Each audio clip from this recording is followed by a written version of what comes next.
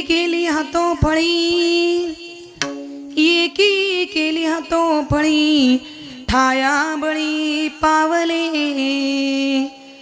आम्ही देवा शक्तीने, बाकुतेने करुणा पावटनी केला काळ, पावटनी केला काळ, जयाबळ होते ते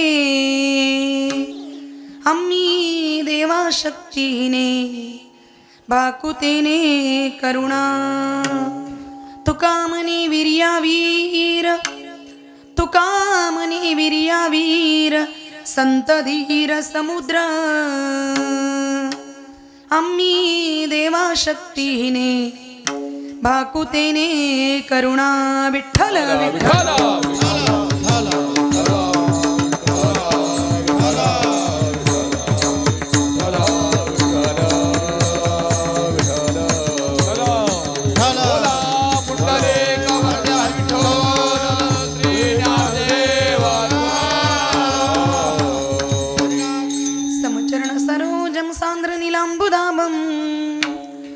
जगन निहित पानी मंडन मंडनानां, तरुण तुलसी माला कंदरं कंजनेत्रं, सदय धवलहास्यं विठ्ठलं चिंतयामि. पांडुरंग करो प्रथम नमन, पांडुरंग करो प्रथम नमन, पांडुरंग करू प्रथम नमन, पांडुरंग करू प्रथम पांडुरंग करो प्रथम नमन, पांडुरंग करो प्रथम नमन, पांडुरंग करू प्रथम नमन, पांडुरंग करू प्रथम नमन. दुसरे चरण संताजिया, दुसरे चरण संताजिया, त्यांच्या गोपधाने सत्यता विचारो, त्यांच्या गोपधाने सत्यता विचारो. दुसरे चरण संताजिया, दुसरे चरण संताजिया, त्यांच्या कृपादाने सत्यता विचारू, त्यांच्या कृपादाने सत्यता विचारू. पांडुरंग कर प्रथम नमन, दुसरे चरण संताजिया, त्यांच्या कृपादाने सत्यता विचारो. बाबाजी सद्गुरू दास तुका, पांडुरंग विचारू, दुसरे चरण संताजिया, दुसरे चरण संताजिया. ब्रह्मानंदं परमसुखदं केवलं ज्ञानमूर्तिं, द्वन्द्वातीतं गगनसदृशं, तत्त्वमस्यादिलक्ष्यम्, एकं नित्यं विमलमचलं, सर्वदी साक्षिभूतं, भावातीतं त्रिगुणरहितं, सद्गुरुं तन्नमामि. जयांचे किल्या स्मरण, होय सकळ विद्यांचे अधिकरण, तेची वंदू श्रीचरण श्री गुरूंचे, तेची नमस्कारुणी आता. शिवतो निवृत्ती विष्णू ज्ञानदेव पाहि, शिवतो निवृत्ती विष्णू ज्ञानदेवा पायी, शिवतो निवृत्ती विष्णू ज्ञानदेव पाहि, शिवतो निवृत्ती विष्णू ज्ञानदेवा पायी. सोपानतो ब्रह्मा मूळमाया मुक्ताये, माया मुक्ताये, मूळ माया मुक्ताये, सोपान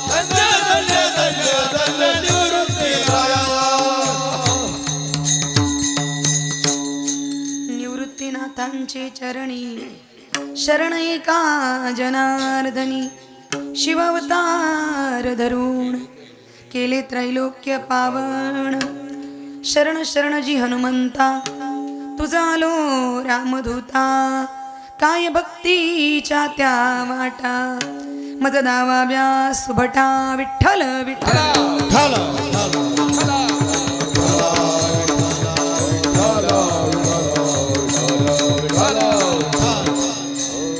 एकी केली हातोफळी एकी केली हातोफळी टाया बळी पावले आम्ही देवा शक्तीने भाकुतेने करुणा.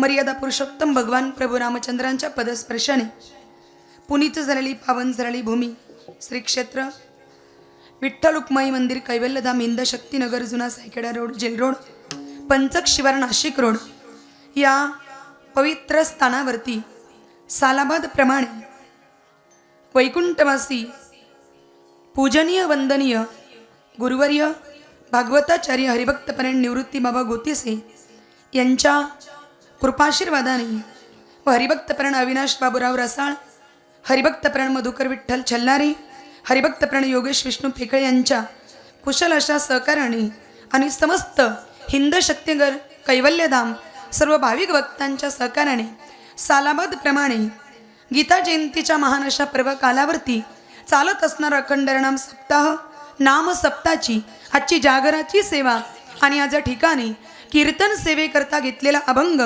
देहूचे सुप्रसिद्ध साधू संत हृदय सम्राट विश्वसंत विश्ववंद्य विश्वभूषण जगताचे जगद्गुरु वैराग्याचे महामेरू देहू निवासी श्री संत तुकोबाराय यांच्या देहुडीकर गाथ्यातील 561 क्रमांकाचा आहे. विठ्ठल विठ्ठल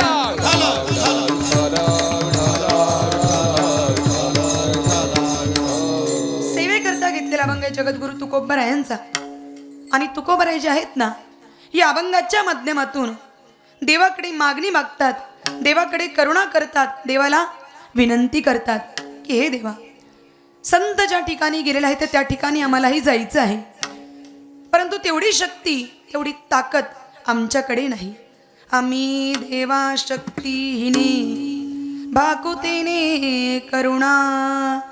जगद्गुरु तुकोबाराय देवाकडे करुणा बघतात देवाला विनंती करतात देवाकडे मागणी करतात पण तसं जर बघायला गेलं तर तुकोबारायांना देवाकडे मागण्याची गरज नाही तुकोबारायांना देवाकडे करुणा भागण्याची गरज नाही देवाची विनंती करण्याची गरज नाही कारण संत महात्म्यांचं जीवन जे आहे ना ते परिपूर्ण झालेलं जीवन आहे. महावैष्णवमौली ज्ञानोबराय या बाबतीमध्ये संतांचं वर्णन करतात जे ज्ञानगंगे न्हाले पूर्णता जेवोनी धाले जे शांतीसी आले पालवनवे. संत हे पूर्णतेचं जेवण केलेलं असतात म्हणजे ते पूर्णता आहे ना तिथे मागणीही नाही तिथे करुणाही नाही आणि तिथे विनंती नाही. मग असं असताना सुद्धा तुकोबारायांनी भगवंताकडे का मागावं तर आपण देवाकडे गेल्याच्या नंतर काय मागायचं कसं मागायचं हे आपल्याला शिकवण्याकरता विठ्ठल विठ्ठल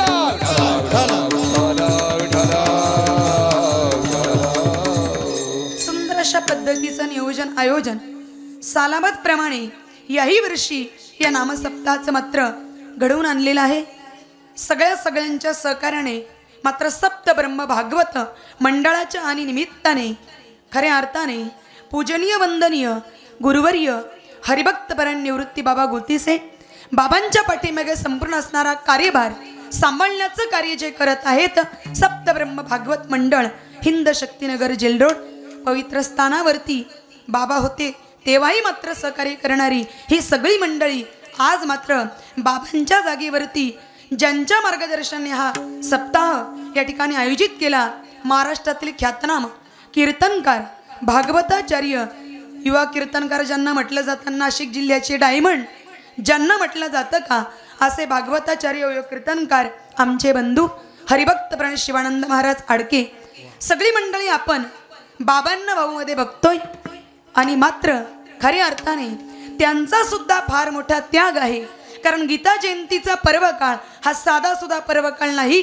एक सुद्धा कीर्तनकार घरी बसत नाही पण आमचे बंधू खऱ्या अर्थाने आपल्या सद्गुरूंची आपल्यावरती कृपा आहे ना, आणि त्यांच्या कृपा आशीर्वादाने जीवनामध्ये परमार्थ घडतो. म्हणून बाबांच्या प्रती आपणही काहीतरी देणं लागतो. म्हणून भाऊ मात्र 8 दिवस कार्यक्रम बंद करून या ठिकाणी उपस्थित राहतात. हे खऱ्या अर्थाने एका सद्गुरूंच्या प्रती असणारी ही कृतज्ञता आहे. कुणीच थांबू शकत नाही. पण बाबांचे एवढे उपकार आहेत. आज जोही परमार्थ घडतो आहे त्यांच्या जीवनामध्ये केवळ गोतिशे बाबांची कृपा आहे. आणि आमच्यासारखे सुद्धा बोलतात ना, खरं तर प्रत्येक वेळेला या हिंद शक्तीनगरला आल्याच्या नंतर, बाबांच्या घरी गेल्याच्या नंतर बाबा नसल्याची उणीव आणि जाणीव आजही आमच्या अंतःकरणाला आहेच. का? कारण तो एक कोपरा आजही रीताच आहे. पण बाबा जरी आपल्या समोर मधून गेलेले असले ना, पण त्यांनी आपल्याला जे संस्कार दिलेले आहेत, जी शिकवण दिलेली आहे ना, त्या शिकवणीने आज सुद्धा बाबा या नामसप्ताच्या माध्यमातून प्रत्येक कीर्तन सेवेकरता ते उपस्थितच आहे. जरी दिसत नसले तरी बाबा याच ठिकाणी आहे.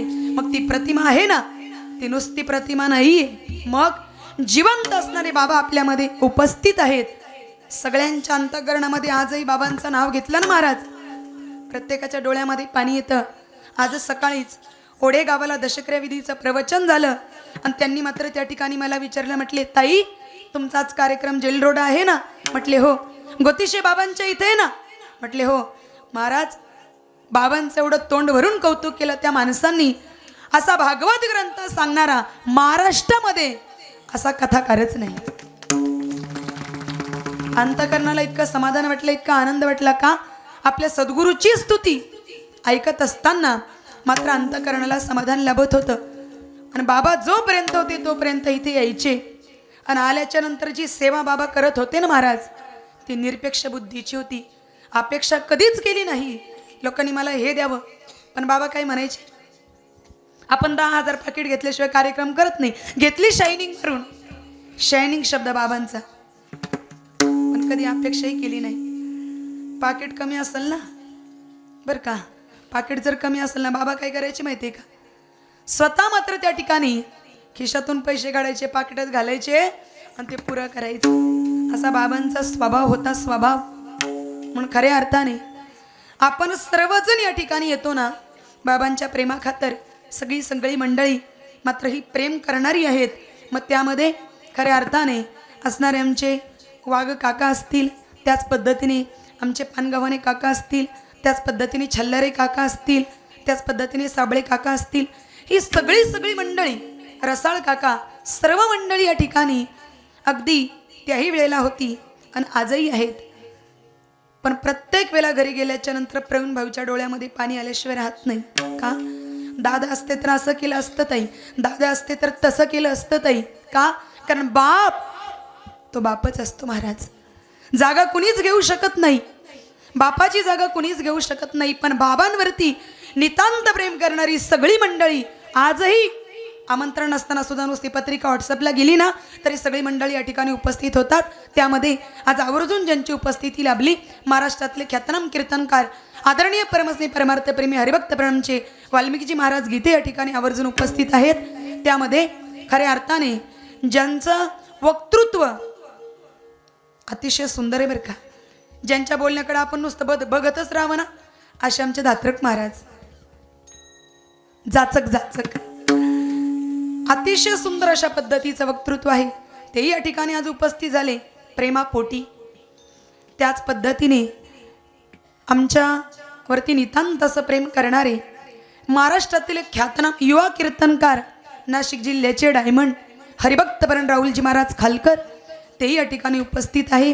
त्याचप्रमाणे आमचे कासार काका असतील, आमचा अमोल दादा असेल, त्याच पद्धतीने आदरणीय हरिभक्तप्राणचे राजूभाऊ निमसे असतील, हरिभक्तप्राण शंकरभाऊ बोराडे असतील, आदरणीय आमचे जगन्नाथ तात्या बोराडे असतील, त्याच पद्धतीने या ठिकाणी आमचे भास्कर महाराज बोराडे असतील. त्याच पद्धतीने अनेक मंडळी या ठिकाणी उपस्थित आहेत. सगळ्यांचा नामनिर्देश झाला असंच समजून घ्या बरं का. त्याच पद्धतीने ज्यांनी संपूर्ण जीवन परमार्थाकरता व्यथित केलेलं आहे, याही वयामध्ये ज्यांच्याकडून परमार्थ घडतो आहे ना, असे वारकरी संप्रदायाचे थोर उपासक असणारे हरिभक्त परायण पर्वत बाबा माळोदे. बाबांचं वय बघा, पण बाबा टाळ घेऊन कीर्तनात उभे आहेत. ही गोष्ट अगदी वाखाणण्यासारखी आहे. त्याच पद्धतीने नेहमीच मात्र या कार्यक्रमाच्या माध्यमातून ज्यांची गायनाची साथ लाभते महाराज, ही मंडळी फक्त एक आवाज दिला तरी या ठिकाणी उपस्थित होते. ही बाबांची कृपा आहे. आपण काहीच करत नाही, हे अगोदरच करून ठेवलेलं आहे. आपण फक्त काय करतोय माहितीये का, आयत्या पिठ्यावर रे गावडायचं काम करतोय. आपण काहीच करत नाही, सगळं करून घेणारे करता धरता ते आहे. म्हणून मात्र त्यांच्यावरती प्रेम करणारे आदरणीय गायनाचार्य हरिभक्त पारायण राजारामजी महाराज जाधव, मनापासून त्यांच्या चरणावरती वंदन.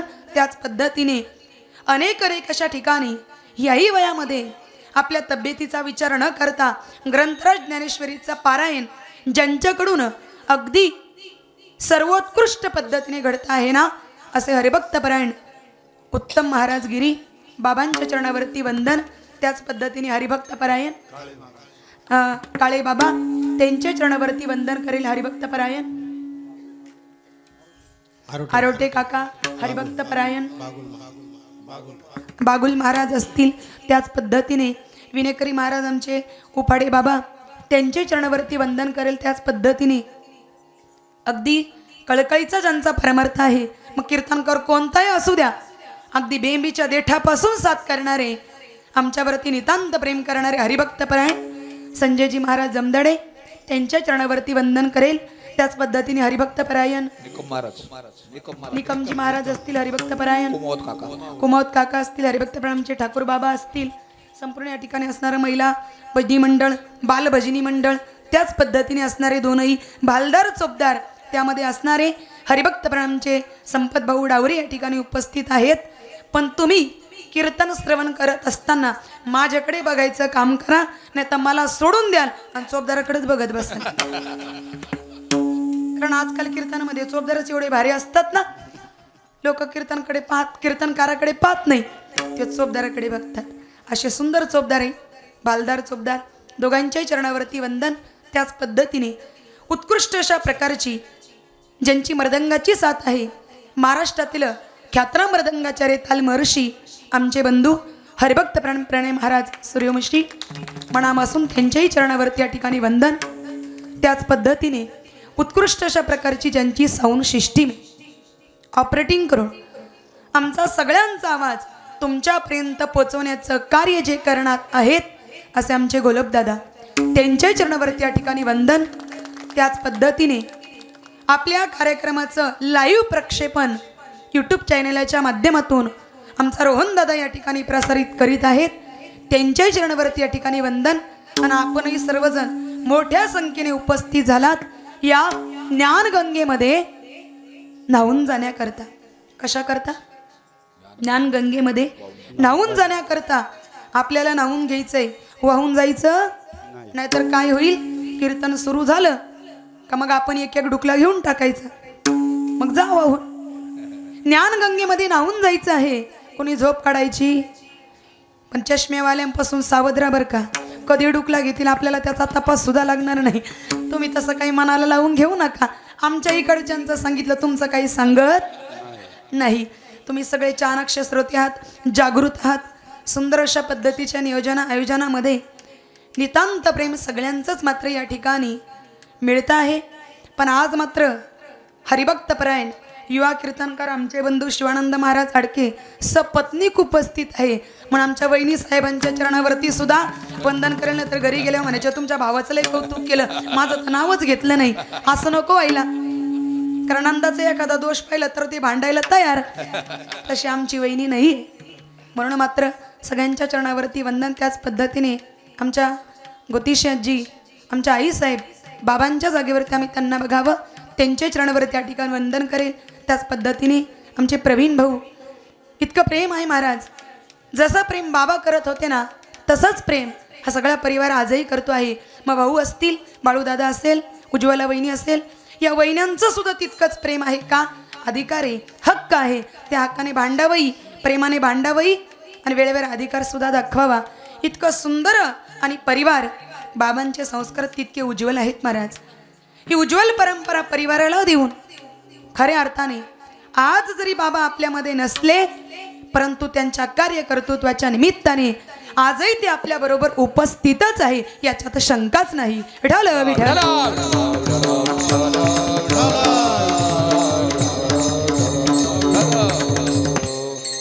त्याच पद्धतीने आमचा ओमदादा फार अट्टास असतो. ओमदादाचा पत्रिका असो, बॅनर असो, सगळं अगदी पर कीर्तनकाराला प्रत्येक वेळेला जागृत करण्याचं काम ओमदादाने करावं. कारण बाबांसाठी ओमदादा म्हणजे दुधावरची साय, नेहमी बाबांनी म्हणावं.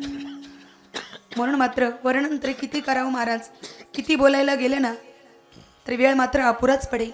पण सुंदर अशा आयोजनामध्ये आज मात्र जागराची सेवा माझ्याकडे सुपूर्त करण्यात आली.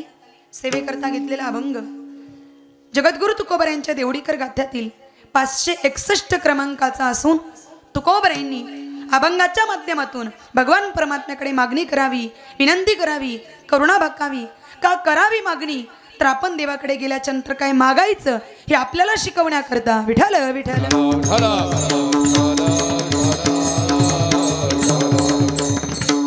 कारण तुकोबर यांच्या गाथेमध्ये जर आपण बघितलं तर 2 प्रकारचे अभंग आहे.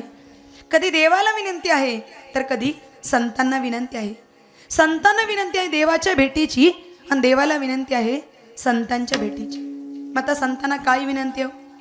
कृपाळू सज्जन तुम्ही संत जन, एवढी कृपादान तुमचे मज, आठवण तुम्ही द्यावी पांडुरंगा, किंवा माझी सांगा काकुळती. हे काय झाली? संतांना विनंती. आणि देवाला काय विनंती आहे?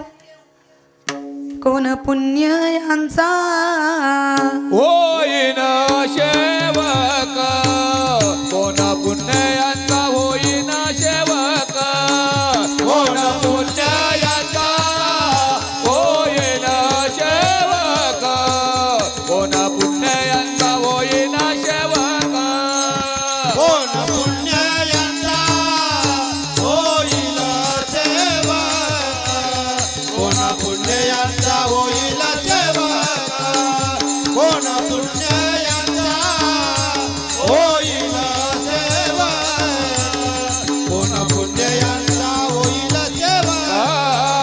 जे दोंदाधिक दुरावले, जे दोंदाधिक दुरावले, जे दोंदाधिक दुरावले, दोंदाधिक दुरावले, ऐसे भरे मामद दावे नारायण, ऐसे वर मामद दावे नारायण, ऐसे वर मामद दावे नारायण, ऐसे वर मामद दावे नारायण. ऐसे वर्मा मदा दावी नारायण, ऐसे वर्मा मदा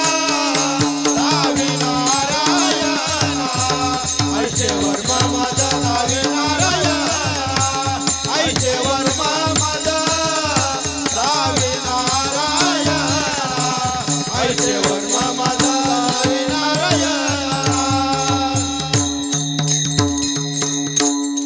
कोण पुण्यांचा होईन सेवक, जी द्वंद्वाधिक दुराविले, ऐसे वर्म मज दावी नारायणा, अंतरीच्या खुना प्रगटोनी. ही काय झाली?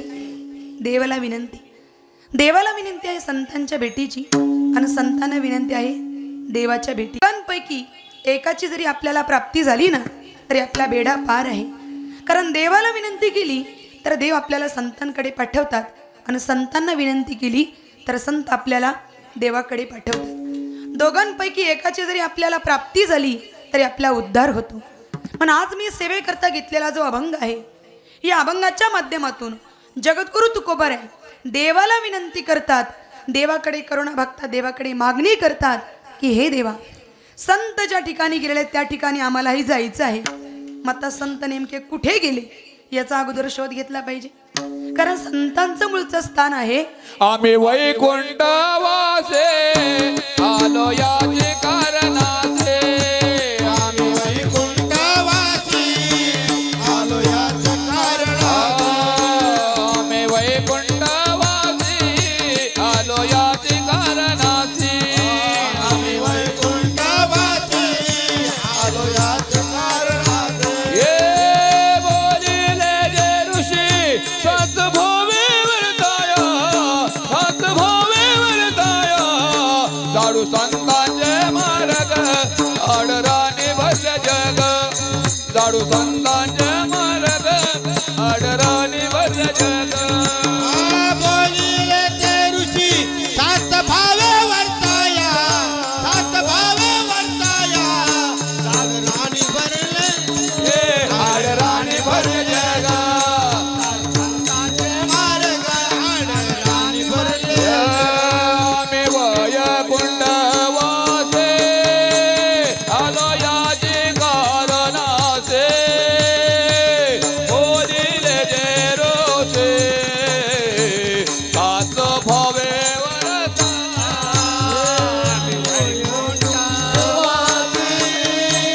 आलो याच कारणासी बोलिले ऋषी सात भावे वर्ताया आम्ही वैकुंठवासी आलो याची कारणासी. संतांचं मूळचं स्थान आहे वैकुंठ. याच्यामध्ये 3 प्रमाण आपल्याला अशी सापडतात. तुका म्हणे त्यांचा जीव तोची देव वैकुंठ तो ठाव वसती ते, किंवा येथे उपकारासाठी आले गरजा वैकुंठी. ठाव या शब्दाचा पहिला अर्थ आहे वैकुंठ आणि ठाव या शब्दाचा दुसरा अर्थ आहे देवाचे पाय. ठाव दिला संतजनी सुखे राहिले लपोनी. ठाव या शब्दाचा तिसरा अर्थ आहे देवाची पदवी, देवाचं ठिकाण. मग आता देवाची पदवी कोणती आहे तर सच्चिदानंद पदवी जी आहे ना ही देवाची पदवी आहे. ही संतांनी प्राप्त करून घेतली. सच्चिदानंद रूपाय विश्वत्पत्त्यादि हेतवे तापत्रय विनाशाय श्रीकृष्णाय वयं नमः. सच्चिदानंद गण पंढरी परिपूर्ण कर ठेवोनी जगन वाट पाहे भक्ताची. ही सच्चिदानंद पदवी ही देवाची पदवी संतांनी प्राप्त करून घेतली आणि जगामध्ये सर्वश्रेष्ठ असणारी ही पदवी. मग त्या जगामध्ये सर्वश्रेष्ठ पदवी ही कशी आहे तर याच्यामध्ये 4 वर्ग पडतात. पहिला वर्ग पदवी जाते पदवीधरही जातो. दुसरा वर्ग पदवी आहे पदवीधर नाही. तिसरा वर्ग पदवीधर आहे पण पदवी नाही. पण चौथा वर्ग असा आहे की पदवी आहे आणि पदवीधर सुद्धा आहे. विठ्ठल विठ्ठल.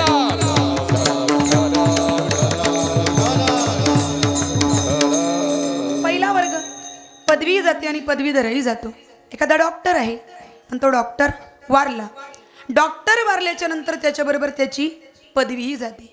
किंवा एखादा वकील आहे आणि तो वकील वारला.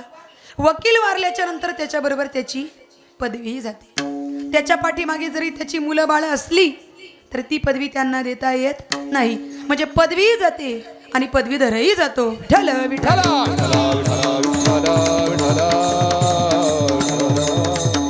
दुसरा वर्ग पदवी आहे पण पदवीधर नाही. लोकमान्य ही पदवी आहे पण टिळक आहे का. स्वातंत्र्यवीर ही पदवी आहे पण सावरकर मात्र नाही. महात्मा ही पदवी आहे पण गांधीजी आहेत का. भारतामध्ये या सर्वश्रेष्ठ पदव्या आहेत पण पदवीधर मात्र नाही. विठ्ठल विठ्ठल. तिसरा वर्ग पदवीधर आहे पण पदवी मात्र नाही. पृथ्वीराज चव्हाण सध्या आहे पण मुख्यमंत्री पदवी त्यांना नाही.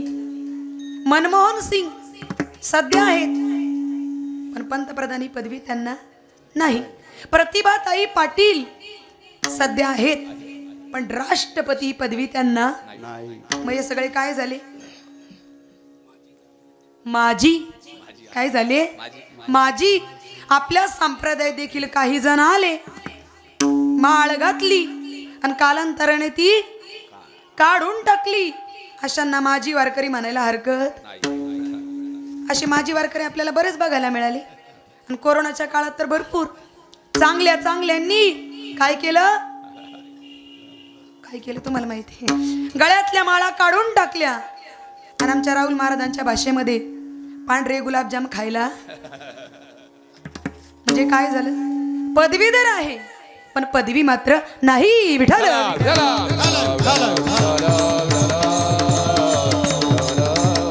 पण चौथा वर्ग असा आहे पदवी आहे आणि पदवीधर सुद्धा आहे. ज्ञानोबराई आहेत आणि त्यांची पदवी आहे. तुकोबराई आहे आणि त्यांची पदवी सुद्धा आहे. नमामि सद्गुरु शांतम सच्चिदानंद विग्रहम पूर्ण ब्रह्म परानंदम ईशमालंदी वल्लभम. नमो सद्गुरु तुकया ज्ञानदीपा नमो सद्गुरु सच्चिदानंद रूपा. नमो सद्गुरु भक्त कल्याण मूर्ती नमो सद्गुरु भास्करा पूर्ण कीर्ती. ज्ञानोबराई आहेत आणि त्यांची पदवी आहे. तुकोबराई आहेत आणि त्यांची पदवी सुद्धा आहे. मग ही सच्चिदानंद पदवी जी आहे ना, आयुष्याच्या साधने सच्चिदानंद पदवी घेणे. सच्चिदानंद पदवी घेणे. सच्चिदानंद पदवी घेणे. आयुष्याच्या साधने सच्चिदानंद पदवी घेणे. सच्चिदानंद पदवी घेणे. सच्चिदानंद पदवी घेणे. सच्चिदानंद पदवी देवाची पदवी संतांनी प्राप्त करून घेतली. ही पदवी प्राप्त करून घेण्याचा भगवान परमात्म्याने प्रत्येक मनुष्याला अधिकार दिलेला आहे. मनुष्य देहाचे नि ज्ञाने सच्चिदानंद पदवी घेणे एवढा अधिकार नारायणे कृपावलोकने दिदला. ही सच्चिदानंद पदवी जी आहे ना, प्रत्येक मनुष्य प्राप्त करून घेऊ शकतो. आयुष्याच्या साधने सच्चिदानंद पदवी घेणे ही पदवी प्रत्येक मनुष्य प्राप्त करून घेऊ शकतो. पण ही पदवी प्राप्त करून घेण्याकरता मनुष्याने आपलं आयुष्य जे आहे ना, हे परमार्थाकरता व्यतीत केलं पाहिजे. कारण तुमच्या माहिती करता सांगते, वेळेचे 3 प्रकार आहे. पहिली आहे अनर्थक वेळ, दुसरी आहे निरर्थक वेळ, तिसरी आहे सार्थक वेळ. पहिली आहे अनर्थक वेळ. जी वेळ दारू पिण्यामध्ये जाते, जी वेळ पत्ते कुटण्यामध्ये जाते, जी वेळ बिअर बारमध्ये जाते, जी वेळ व्यसनात जाते, ती आहे अनर्थक वेळ. दुसरी आहे निरर्थक वेळ. जी वेळ टीव्हीच्या मालिका बघण्यामध्ये जाते, जी वेळ याचं घर त्याचं घर कुत्र्यासारखं फिरण्यामध्ये जाते, ती आहे निरर्थक वेळ. आणि तिसरी आहे सार्थक वेळ. जी वेळ भजनात जाते, जी वेळ कीर्तनात जाते, जी वेळ प्रवचनात जाते, जी वेळ हरिपाठात जाते, जी वेळ पारायणात जाते, जी वेळ भगवान परमात्म्याच्या नामचिंतनात जाते ना, ती आहे सार्थक वेळ. मग आपण आपली वेळ कशा करता खर्च करत आहोत याच्यावरून आपली क्वालिटी काय आहे, आपली आवड काय आहे हे लक्षात येतं. कारण मनुष्याचा जो देह आहे ना, याला फार मोठं मूल्य प्राप्त झालेलं आहे. साधू संतांनी आपल्या आयुष्यातला प्रत्येक क्षण हा देवाकरता खर्च केला. ही सच्चिदानंद पदवी प्राप्त करून घेतली. जगद्गुरु तुकोबारे तेच म्हणतात, देवा संत ज्या ठिकाणी गेलेले त्या ठिकाणी आम्हालाही जायचं आहे, पण तेवढी शक्ती तेवढी ताकद आमच्याकडे नाही. तुकोबारे अभंगाच्या 2ऱ्या चरणात सांगतात, आम्ही देवाची शक्तिहीन. शक्तिहीन. आम्ही देवाची शक्तिहीन. आम्ही देवाची शहीन.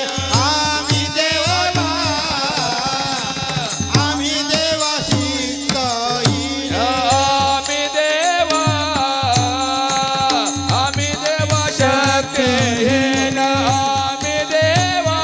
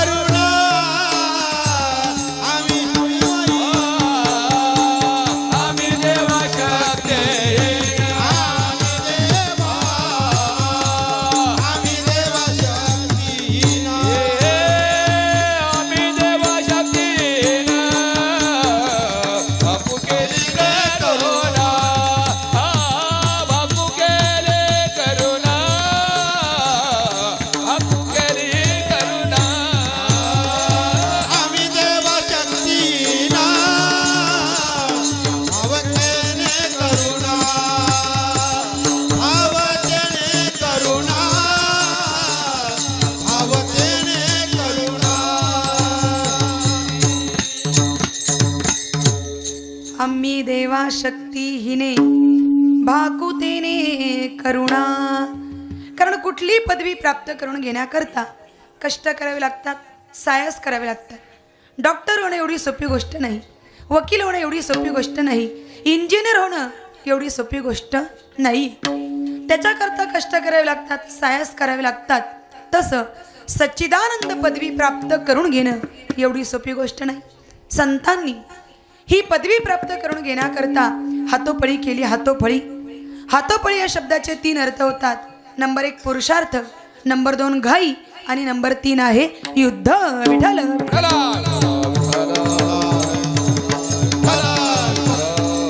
नंबर 1 पुरुषार्थ.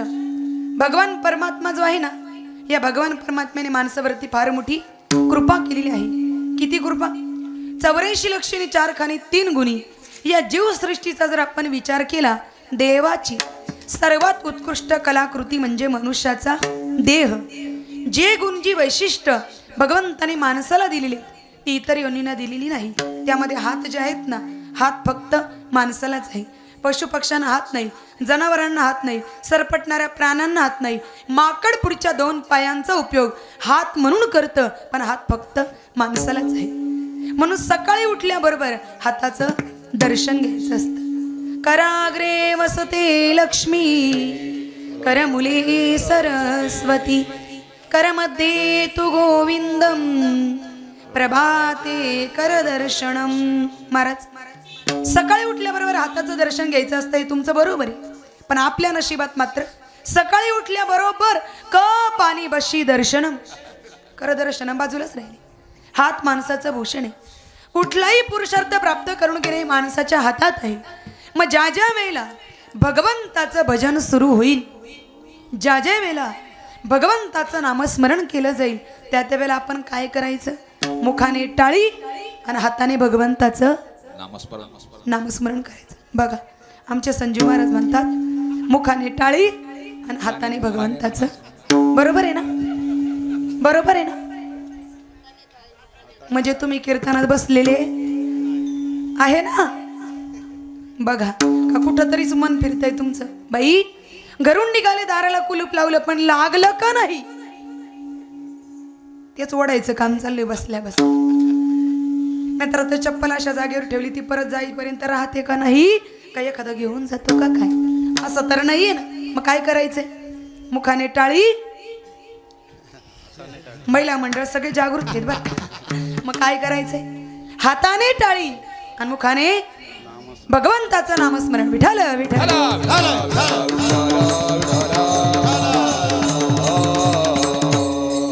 तशी आमची अवस्था जागृतच आहे.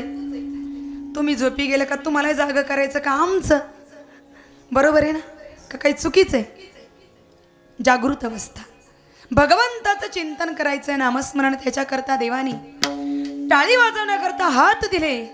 पण दुर्दैव माणसाचं, भजनामध्ये टाळी वाजवायला त्याला लाज वाटते, पण जिथे टाळी वाजवायला पाहिजे तिथे वाजवत नाही. आणि नको तिथे टाळ्यांवर टाळ्या दिल्याशिवाय राहत नाही. कारण जे करायला पाहिजे ते करत नाही आणि नको ते केल्याशिवाय. पण आता हे जे करतोय का आपण आपल्या जीवनात, भगवंताचं स्मरण, नामचिंतन, ही भक्ती, या 7 दिवसांमध्ये नामस्मरणाच्या सप्ताहाच्या माध्यमातून जे कथा कीर्तन आपल्याकडून घडत आहे ना, हे मेल्याच्या नंतर सोबत घेऊन जाणार आहोत ना, ही संपत्ती कमवण्याचा एवढाच मार्ग आहे. विठ्ठल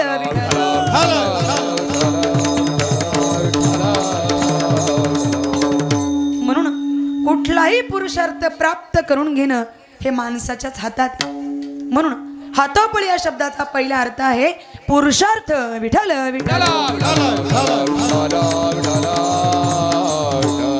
हातोपळी या शब्दाचा दुसरा अर्थ आहे घाई, गडबड, त्वरा. देवाला मिळवण्याकरता घाई करावी लागते, गडबड करावी लागते, त्वरा करावी लागते. कारण विना कष्टाचा देव मिळत नाही.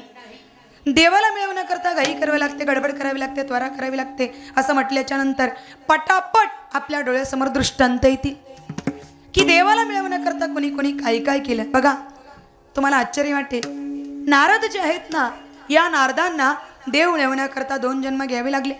पहिला जन्म दासीपुत्र म्हणून आणि दुसरा जन्म ब्रह्मदेवाचे मानसपुत्र म्हणून. पण ज्या वेळेला ब्रह्मदेवाचे मानसपुत्र म्हणून नारदांना जन्म प्राप्त झाला. भगवंताची एवढी उपासना केली, एवढी उपासना केली की ती उपासना, ती साधना बघून भगवान परमात्मा नारदांच्या पुढे नाचायला लागले. मग नारद जे आहे, या नारदांना देव मिळवण्याकरता 2 जन्म घ्यावे लागले, पण 2 जन्म खूप झाले. विठ्ठल विठ्ठल.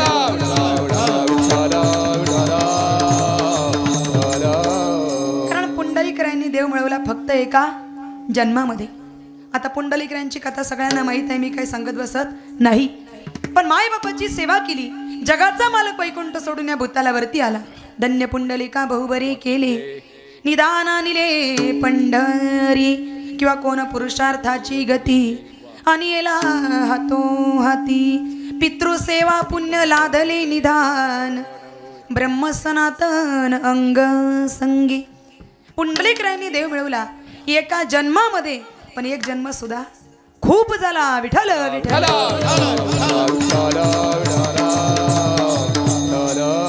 कारण ध्रुवाने देव मिळवला फक्त 6 महिन्यांमध्ये. श्रीमद भागवतामध्ये ध्रुवाची कथा आलेली आहे. उत्तानपाद राजाचा मुलगा ध्रुव. या उत्तानपाद राजाला 2 पत्न्या, एकीचं नाव सुरुची आणि दुसरीचं नाव सुनीती. दोघींनाही एक मुलं. सुरुचीच्या मुलाचं नाव उत्तम आणि सुनीतीच्या मुलाचं नाव ध्रुव. कथाभाग सगळ्यांना माहीत आहे.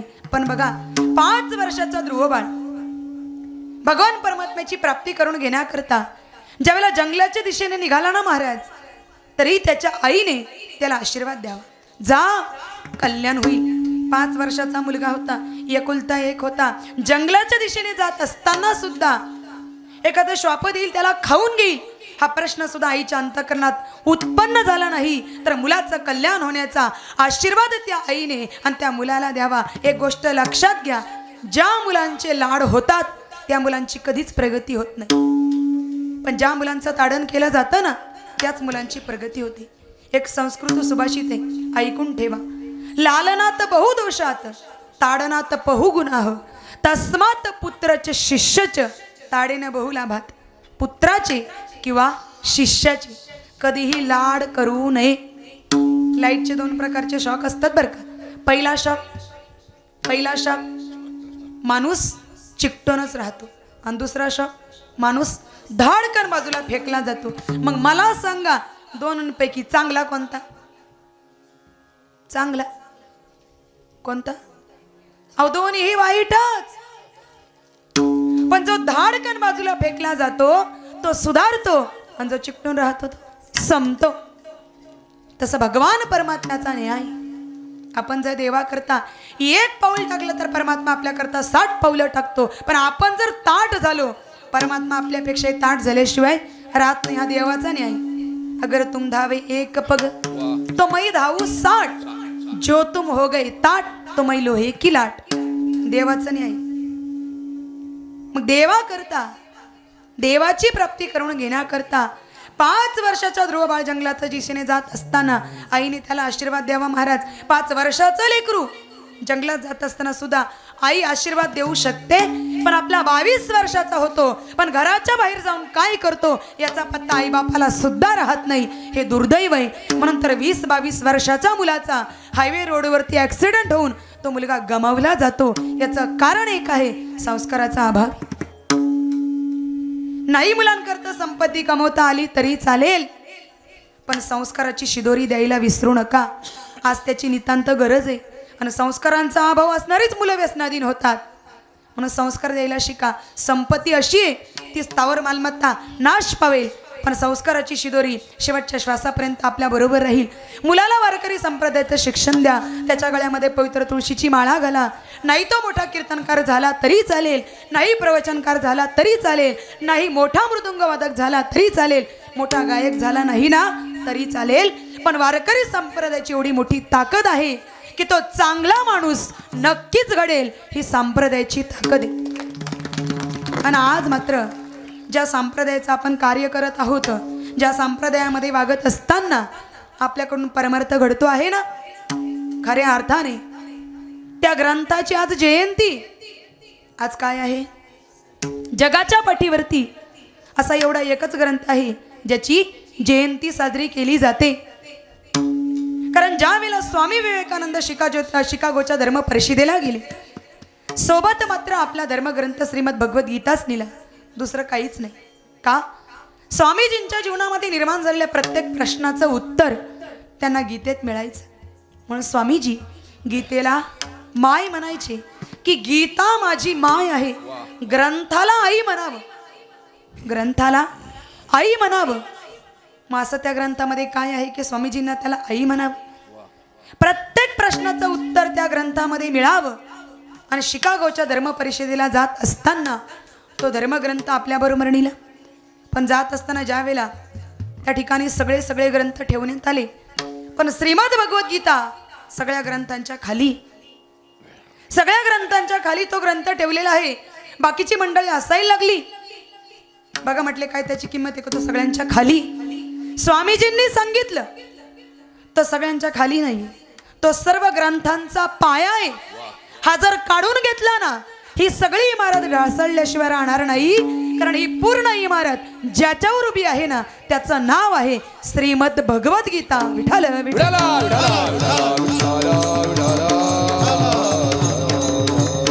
नाही पूर्ण वृत्ती दयानारा, आहे पूर्ण वृत्ती दयानारा.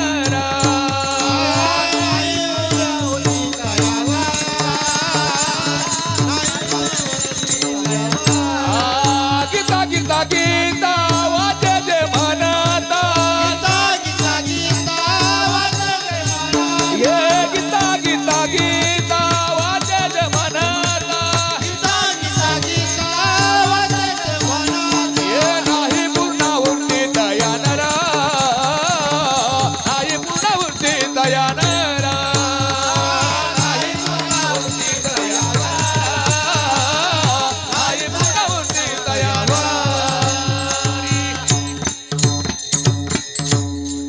नाही ग्रंथाचं वाचन करता आलं ना, मग काय करा? गीता गीता गीता वाचे जे म्हणती, नाही पुनरावृत्ती तयानरा. किती ताकद आहे. पण आपलं दुर्दैव आपल्या घरातच भेटत नाही. बऱ्याच वेळेला दहाव्याच्या माध्यमातून, श्राद्धाच्या माध्यमातून आपण कार्यक्रमाला गेलो, आपल्याला आपला ग्रंथ सोबतच घेऊन जायला लागतो.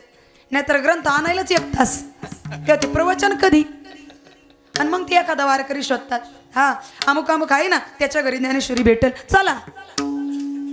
बिचारीची त्याची अशी अवस्था करून ठेवलेली राहते त्या ग्रंथाची, पान बाजूला. तो म्हणतो लोकांनी नेऊन अशी अवस्था केली. काय? धर्मग्रंथ. जगाच्या पाठीवरती श्रीमद भगवद्गीतेसारखा ग्रंथ नाही. जगाच्या पाठीवरती हिंदू धर्मासारखा दुसरा धर्म नाही. आणि जगाच्या पाठीवरती वारकरी संप्रदायासारखा दुसरा पंथ नाही. म्हणून आपलं परमभाग्य या सगळ्या गोष्टी आपल्याला प्राप्त झाल्या. आणि या हिंद शक्तीनगरचं कैवल्यधाम करणारे माझे गोतिशे बाबा. एक महात्मा ज्या वेळेला जन्माला येतो ना महाराज, तो एका कुटुंबाचा राहत नाही, कुळाचा राहत नाही, संपूर्ण जगाताचा, समाजाचा उद्धार करणारा तो महात्मा जन्माला येतो.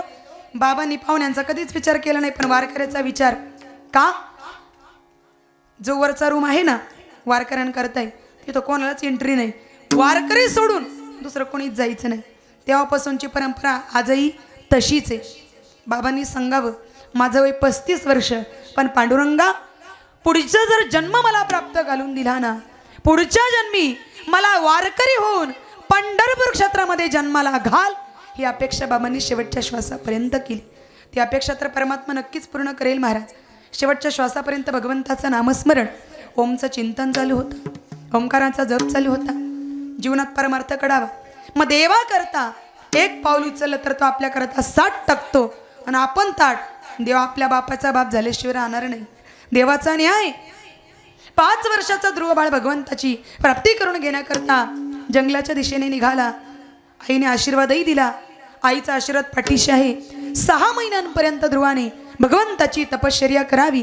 6व्या महिन्यात हवा आकर्षित करून घ्यावी. परमात्मा घाबरले.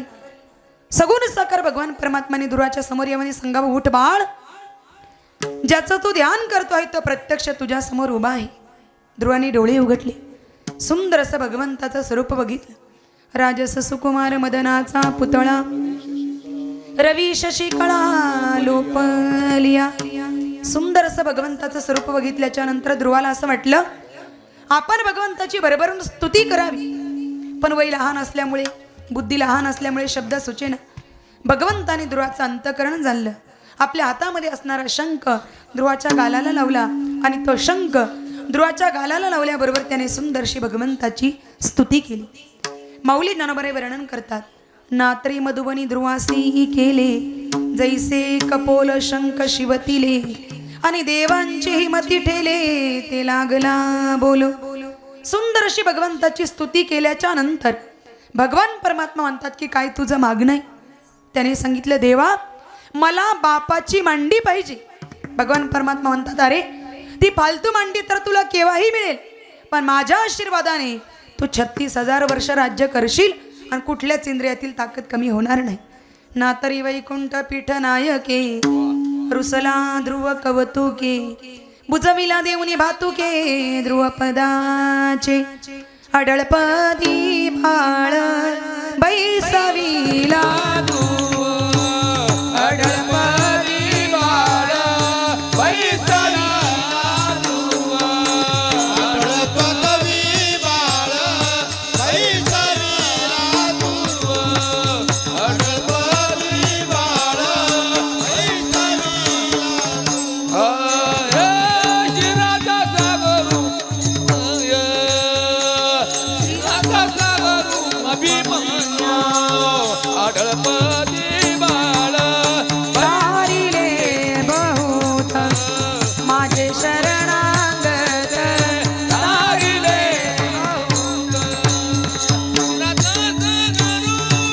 उपमन्या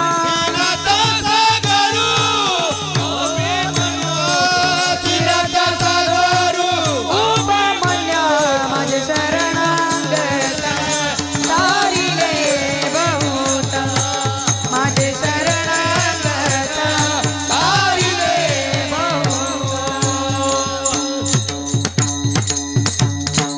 अडळपदी बाळ बैसविला ध्रुव क्षीराचा सागर उपमन्या. ध्रुवाने देव मिळवला फक्त 6 महिन्यांमध्ये, पण 6 महिने सुद्धा खूप झाले. विठ्ठल विठ्ठल. कारण परीक्षिती राजाने देव मिळवला फक्त 7 दिवसामध्ये. परीक्षिती राजा अभिमन्यू आणि उत्तरेचा मुलगा अर्जुनाचा नातू एवढा भाग्यवान, एवढा भाग्यवान, आईच्या उदरात असताना ज्याला भगवंताचं दर्शन झालं असा भाग्यवान परीक्षिती राजा. पण बघा ज्या वेळेला शेवटचा कौरव दुर्योधन शिल्लक राहिला आणि कौरवांचा शेवटचा सेनापती अश्वत्थामा हा शिल्लक राहिला. कारण कौरवांचे 4 सेनापती झाले. पहिले भीष्माचार्य, दुसरे द्रोणाचार्य, तिसरा कर्ण आणि चौथा अश्वत्थामा. हा अश्वत्थामा सेनापती होण्याकरता ज्यावेळेला पाणी सोडायला लागला, पण हा पाणी सोडत असताना याच्या डोळ्यात पाणी आलं. कुणाच्या? दुर्योधनाच्या.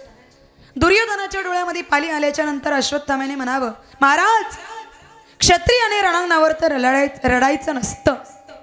त्यावेळेला दुर्योधनाने म्हणावं मला मरण येणार आहे ना, याचं मला अजिबात दुःख नाही आणि मी त्याच्यामुळे रडतो हेही नाही. मग दुःख एकाच गोष्टीचं वाटतं, शल्य एकाच गोष्टीचं वाटतं. काय? 100पैकी एकही जगत नाही आणि 5पैकी एकही मरत नाही ना, याचंच मला दुःख आहे म्हटले.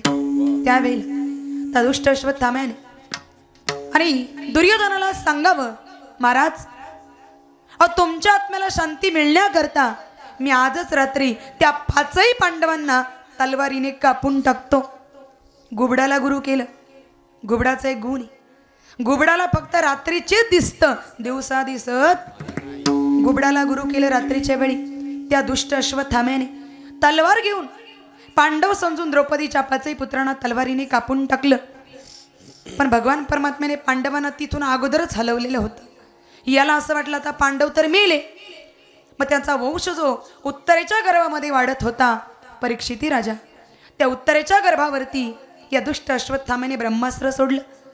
ब्रह्मास्त्र सोडलं आणि ब्रह्मास्त्राचा त्रास मात्र उत्तरा मातेच्या गर्भाला व्हायला लागला. पण उत्तरा ही हुशार होती. जी चूक द्रौपदी मातेने केली ती चूक उत्तरेने केली नाही. द्रौपदीने काय चूक केली हो? वस्त्रहरणाच्या वेळी सर्वप्रथम आपल्या पतिराजांना विनंती केली, त्यांनी माना खाली घातल्या. नंतर आचार्यांना विनंती केली, त्यांनी माना खाली घातल्या. नंतर आपल्या हाताने ओठाने दाताने पदर सावरते. मग म्हणते, कोठे गुंतलाशी द्वारकेच्या राया. पण तिने आपल्या सुनेला शिकवून ठेवलं काय, कुठलंही संकट आलं की डायरेक्ट भगवंताचा धावा करायचा.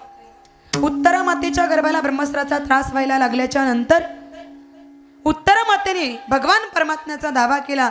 भगवान श्रीकृष्ण परमात्मा त्या ठिकाणी प्रगट झाले, सूक्ष्म रूप धारण केलं, उत्तरा मातेच्या गर्भात गेले आणि सुदर्शन चक्राने त्या ब्रह्मास्त्राचा नायनाट झाला. अशा पद्धतीचा असणारा राजा परीक्षिती आईच्या उदरात असतानाच ज्याला भगवंताचं दर्शन झालं आणि या परीक्षिती राजाने 7 दिवसांच्या भागवत कथेच्या श्रवणाने भगवंताची प्राप्ती करून घेतली, मुक्ती प्राप्त करून घेतली. श्रवणे परीक्षिती तरला भूपती, 7 दिवसा मुक्ती झाली तया. महाभागवत करुणी श्रवण सर्वांगाचे कान केले त्याने. परीक्षिती राजाने देव मिळवला फक्त 7च दिवसात, पण 7 दिवस सुद्धा खूप झाले. विठ्ठल विठ्ठल.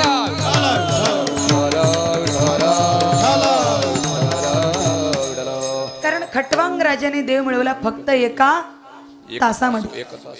नाथ बाबा आपल्या हरिपाठामध्ये वर्णन करतात, एक तास उरला खटवांग रायाशी, भाग्यदशा कैसी प्राप्त झाली, सापडला हरी तयाला साधनी, एका जनार्दनी हरी बोला. खटवांग राजाने देव एकाच तासात मिळवला, पण 1 तास सुद्धा खूप जास्त आहे. विठ्ठल विठ्ठल.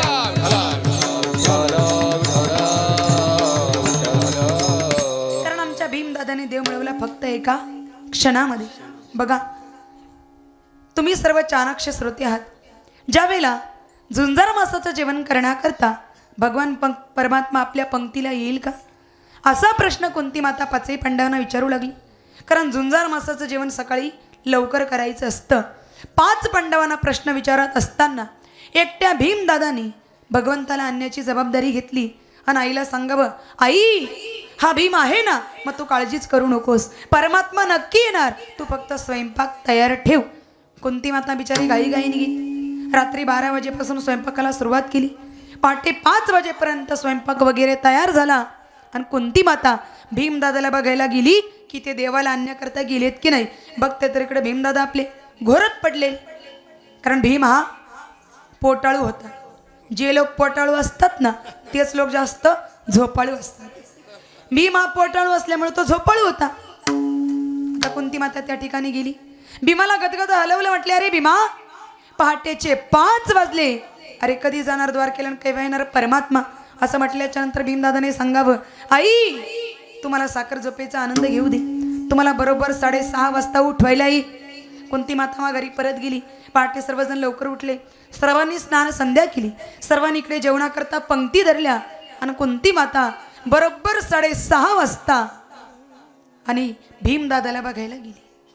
ते देवाला आणण्याकरता गेलेत की नाही बघते तर इकडे भीमदादा घोरतच पडलेले. एवढा पटळू भीमदादा, फक्त खाणे एक कार्यक्रम. काही काही माणसं एवढं खातात एवढं खातात, त्यांच्या खाण्याकडे बघितलं ना आपल्याला असं वाटतं हे पचल कसं. तो खातो चिंता आपल्याला, तो खातो चिंता टेन्शन आपल्याला. म्हणजे एवढं खातात, काही इथपर्यंत भरूनच घेतात, हात घातला तर जिलेबीच बाहेर निघते, एवढं खातात महाराज. खायला किती पाहिजे, त्याला काही लिमिट आहे ना. भीम हा पोटाळू होता, त्याच्यामुळे तो झोपाळू होता. आता आपल्या इथले बरेच असतात, 9 ते 11ला आली तर काही हरकत नाही, पण 7 ते 9ला सुद्धा डोकला घेतात. म्हणजे आता म्हणायचं काय, माता कीर्तनाचा टाइम नेमका ठेवा तरी कोणता, हाही प्रश्न आपल्या पुढे आहे. पण तुम्ही तसे नाही बरं का, आमच्या इकडचं सांगितलं. तुम्ही सगळे चाणाक्ष आहात, अगदी सुंदर, तुमच्या चेहऱ्यावरती अगदी प्रसन्नता आहे, अंतकरणामध्ये तितकीच, चेहऱ्यावरती तितकीच. भीमदादा पोटाळू म्हणून तो होता झोपाळू. आता कुंती माता त्या ठिकाणी गेली आणि भीमदादाला सांगितलं, अरे भीमा, 6:30 वाजले सकाळचे, कधी जाणार द्वारकेला आणि केव्हा येणार परमात्मा. असं म्हटल्याच्या नंतर कडबडून जागी झाली, गोधडी बाजूला फेकली, पलंगावरून खाली उडी मारली, कोपऱ्यामध्ये असलेली लोखंडाची गदा हातात घेतली, बाहेर अंगणात गेले, गदा गरगर गरगर फिरवली, आकाशात भिरकवून दिली, हात जोडून खाली बसले. म्हटले, देवा, रोज कीर्तनातून ऐकतो, रोज प्रवचनातून ऐकतो, सर्व ठिकाणी तू आहेस. विठ्ठल जळी स्थळी भरला, विठ्ठल जळी स्थळी भरला, रीता ठावा नाये उरला, अजम्या दृष्टीने पाहिला,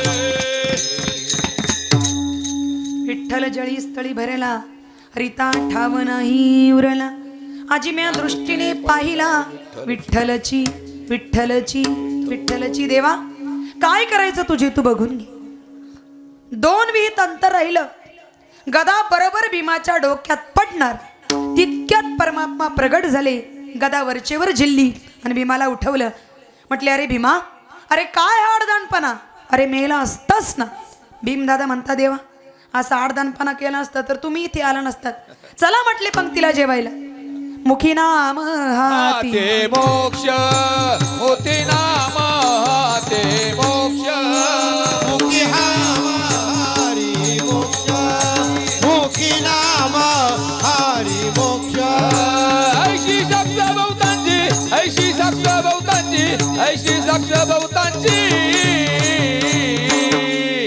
मुखी नाम हाते मोक्ष वैष्णवांचा मान खरा आईची यशवंताची ऐशी साक्ष बहुतांची ऐशी साक्ष बहुतांची जय श्रीराम वैष्णवांचा मान करा वैष्णवांचा मान करा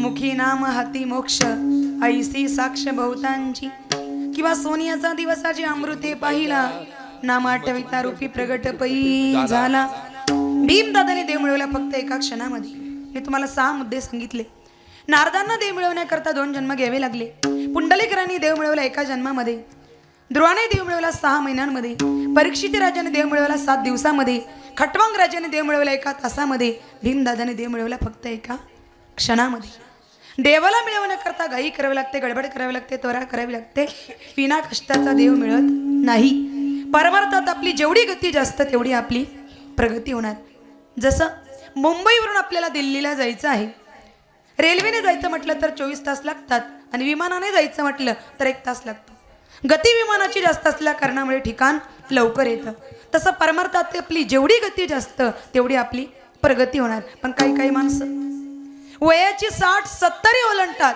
तरी त्यांच्यात काहीच प्रगती होत नाही दिवसाला प्रगती व्हायला पाहिजे आपण काही वर्गच बदलत नाही पहिल्यापासून पहिलीच पुढे सरकायलाच तयार नाही दिवसाला प्रगती व्हायला पाहिजे परमार्थात आपली जेवढी गती जास्त तेवढी आपली प्रगती होणार संत समागमी धरावी आवडी करावी तातडी परमार्थी देवाला मिळवण्याकरता अनेक दिवस अनेक जन्म घ्यावे लागतात असं अर्जुनच म्हणतो तैसा जन्मांतरी बहुती उपासिता लक्ष्मीपती देवाची हाती झाला से हरी जो देव मिळवण्याकरता अनेक दिवस अनेक जन्मे घ्यावे लागतात तोच देव साधू संतांनी ताबडतोब मिळवलं म्हणून हातोपळी या शब्दाचा दुसरा अर्थ आहे घाई विठ्ठल विठ्ठल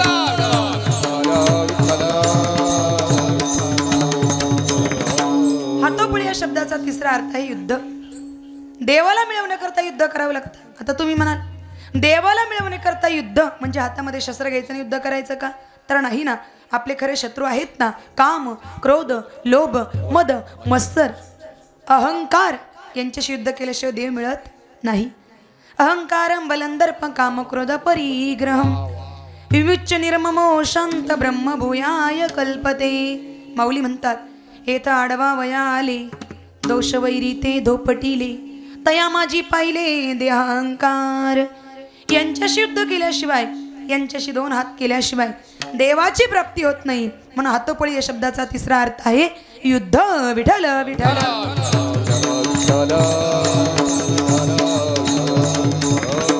मी तुम्हाला 3 अर्थ सांगितले हातोपळी या शब्दाचे पहिला अर्थ तुम्हाला अगदी नंबरशीर सांगितले ना मी म्हणूनच तुम्हाला वेळोवेळी जागृत करून घेतलेलंच बरं राहतं बरं का पहिला अर्थ काय हातोपळी शब्दाचा कीर्तनात बसले ना सगळे का माझ्या म्हणण्यानुसार आले घरी चक्कर मारून घाई पहिला अर्थ बरोबर उत्तर देणाऱ्याला चालेल ना आता द्या उत्तर मीच देऊन टाकते मग तुम्ही मला द्या चालेल ना गळ्यातला असेल नसेल तेवढं काढून द्यायचं बरं का मी गोतीशे बाबाची लेक आहे म्हणून द्यायचं म्हणून मात्र हातोपळी या शब्दाचा पहिला अर्थ आहे पुरुषार्थ काय हातोपळी या शब्दाचा दुसरा अर्थ आहे घाई आणि हातोबळी या शब्दाचा तिसरा अर्थ वा काय आहे? युद्ध. साधू संतांनी पुरुषार्थ केला, घाई केली, काम क्रोधांशी युद्ध केलं आणि देवाला मिळवलं. तुकोबाराय तेच म्हणतात, देवा संत ज्या ठिकाणी गेलेले आहेत ना त्या ठिकाणी आम्हालाही जायचं आहे. संत गेले तया ठाया देवराया पावली, किंवा एकी केली हातोफळी ठाया बळी पावले. पण देवाला मिळवण्याकरता बळ लागतं. बळ आता बळाचेही प्रकार आहे. पहिला आहे सांसारिक बळ आणि दुसरा आहे परमार्थिक बळ. संसारातील कुठल्याच बळाने देवाची प्राप्ती होत नाही. पैशाने देवाची प्राप्ती होत नाही, बुद्धीने देवाची प्राप्ती होत नाही, ज्ञानाने देवाची प्राप्ती होत नाही, सत्तेने देवाची प्राप्ती होत नाही. संसारातल्या कुठल्याच बळाने देवाची प्राप्ती होत नाही. दुसरा आहे परमार्थिक बळ. परमार्थातील देखील काही बळाने देवाची प्राप्ती होत नाही.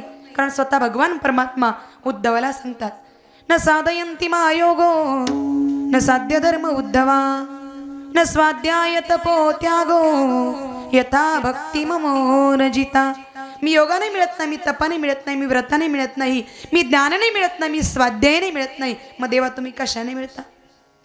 देवाला मिळवण्याकरता 3 प्रकारचं बळ लागतं. एक विवेकाचं बळ, दुसरं वैराग्याचं बळ आणि तिसरं आहे भावाचं बळ. भावाचं बळ म्हणजे आपल्या पाठच्या भावाचं नाही. नाहीतर तुम्ही म्हणाल आमचा भाऊ तर आमच्या पाठीशीच नाही तर कसा बळ देईल, तो भाव नाही. भावाचं बळ पाहिजे अंतःकरणामध्ये देवाप्रती भावना. एका सहित वैराग्याचे बळ दगदगीत ज्वाळा अग्नी जैशा. किंवा महावष्ट मौली ज्ञानोपरे वर्णन करतात, जे वैराग्याची शिवन देखती विवेकाची भाषा नेनती ते मूर्ख केवी पावती मज ईश्वरा ते. देवाला मिळवण्याकरता विवेकही पाहिजे, वैराग्यही पाहिजे आणि मुख्य बळ पाहिजे भावाचं. कारण काही काही ठिकाणी आपण बघतो विवेक आहे पण वैराग्याचा पत्ताच नाही. उदाहरण द्यायचं झालं तर घरात मुलांना सांगतो हरिपाठ करा रे पोरांनो. घरात मुलं हरिपाठ करतात, घरात मुलं हरिपाठ करतात आणि त्याच ठिकाणी आपण टीव्ही लावून मॅच पाहतो. हा काय कामाचा परमार्थ? बळीयाचे अंकित वा बळीयाचे अंकित बळीयाचे अंकित बळीयाचे अंकित बळीयाचे अंकित बळीयाचे अंकित बळीयाचे अंकित बळीयाचे अंकित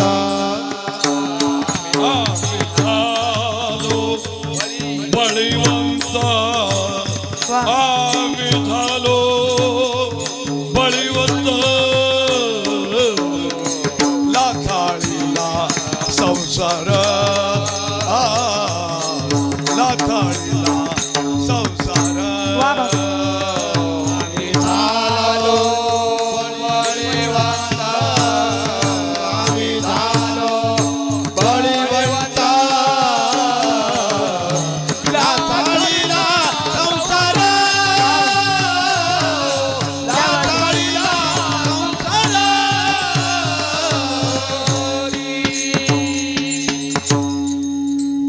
काही ठिकाणी विवेक आहे पण वैराग्याचा पत्ताच नाही. मुलांना हरिपाठ करायला सांगायचं आणि टीव्ही लावून मॅच पाहिजे. विवेक आहे पण वैराग्यच नाही. काही ठिकाणी वैराग्य आहे पण विवेकाचा पत्ताच नाही. उदाहरण सांगायचं झालं तर काही काही माणसं काय करतात माहितीये का, संसाराचा त्याग करतात आणि जंगलात निघून जातात. त्याग करतात आणि जंगलात निघून जातात आणि तिथं जाऊन काय करतात, गांजा ओढतात. संसाराचा त्याग करणं एवढी सोपी गोष्ट नाही. तिथे जाऊन गांजा ओढतात, व्यसनाधीन होतात. इथे वैराग्य आहे पण विवेकाचा पत्ताच नाही. पण परमार्थ करणाऱ्या व्यक्तीकडे भक्ती, ज्ञान आणि वैराग्य या 3ही गोष्टी पाहिजे. जसं एखादी तुडुंब वाहणारी नदी आणि ती नदी आपल्याला पार करून जायची, त्याच्याकरता पोहण्याचं ज्ञान पाहिजे. दुसरी गोष्ट पोहण्याकरता ताकद पाहिजे आणि तिसरी अत्यंत महत्त्वाची गोष्ट उडी घेण्याकरता धाडस पाहिजे. तर तो पहिल्या तीराला जाऊ शकेल. दिवा लावण्याकरता 3 गोष्टींची आवश्यकता आहे. माऊली वर्णन करतात का स्नेहसूत्री वन्नी मेळू एके स्थानी दरी जो कादनी दीप होय. तेल पाहिजे, वात पाहिजे, माचीस पाहिजे. प्रवासाकरता 3 गोष्टींची आवश्यकता आहे. पहिली गोष्ट रस्ता चांगला पाहिजे, दुसरी गोष्ट वाहन चांगलं पाहिजे आणि तिसरी अत्यंत महत्त्वाची गोष्ट ड्रायव्हर अतिशय चांगला पाहिजे, तर त्याचा प्रवास सुखाचा आहे. मग व्यवहारामध्ये जशी या 3 गोष्टींची आवश्यकता आहे तसं परमार्थामध्ये विवेकही पाहिजे, वैराग्यही पाहिजे आणि मुख्य बळ पाहिजे ते म्हणजे भावाच. तुका म्हणे मुख्य पाहिजे भाव, भावासाठी देव शीघ्र उभा किंवा भाव बळे आकळे हिरविना कळे करतळ्या बळे तैसा हरी. साधू संतांनी एकच केलं, हातोफळी केली.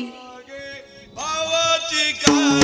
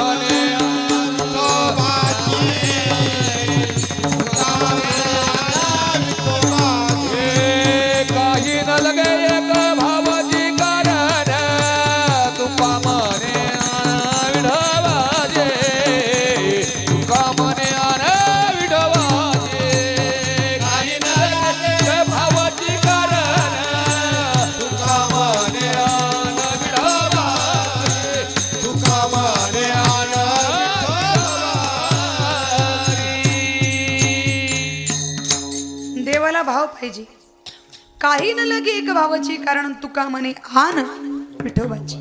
साधू संतांनी एकच केलं, हातोफळी केलं, भावाला बळी आणि देवाला प्राप्त करून घेतलं. मग हातोफळी केली, भावाला बळी केलं आणि देवाला मिळवलं. तुकोबराने ते सांगावं अभंगाच्या प्रथम चरणात. केली हातोफळी वा वा. केली हातोफळी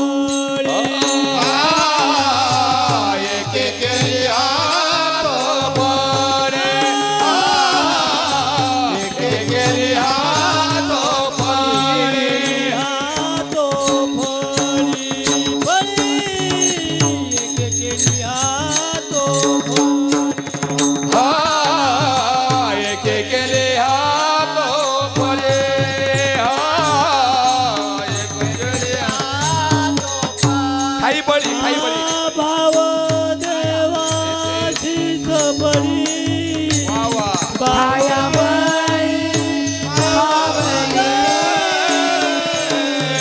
आम्ही देवा शक्तीने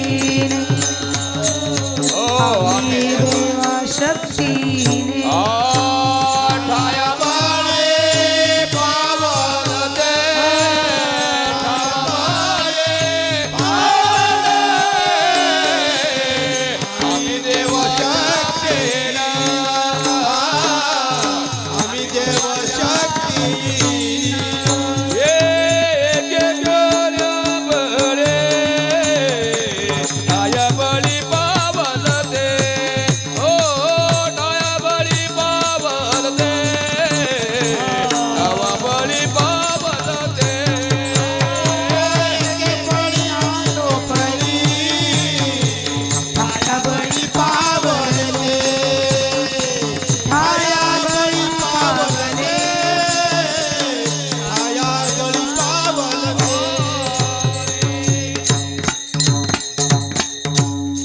एकी केली हातोफळी ठाया बळी पावले आम्ही देवा शक्तीने भाकुतीने करुणा.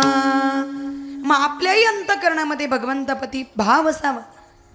भावयुक्त अंतकरणाने प्रत्येकाने भगवंताचं भजन करायचंय.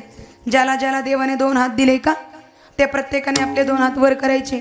मोठ्या प्रेमाने आवडीने भावयुक्त अंतकरणाने भगवंताचं भजन करायचे. प्रत्येकाने आपले 2 हात वरती करायचे. वा वा वा.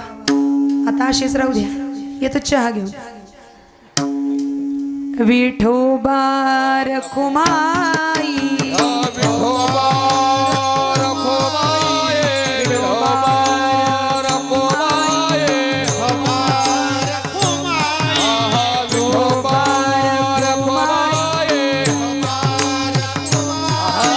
विठोबा रखुमाई विठोबा रखुमाई विठोबा रखुमाई जय जय विठोबा रखुमाई विठोबा रखुमाई विठोबा रखुमाई विठोबा रखुमाई विठोबा रखुमाई विठोबा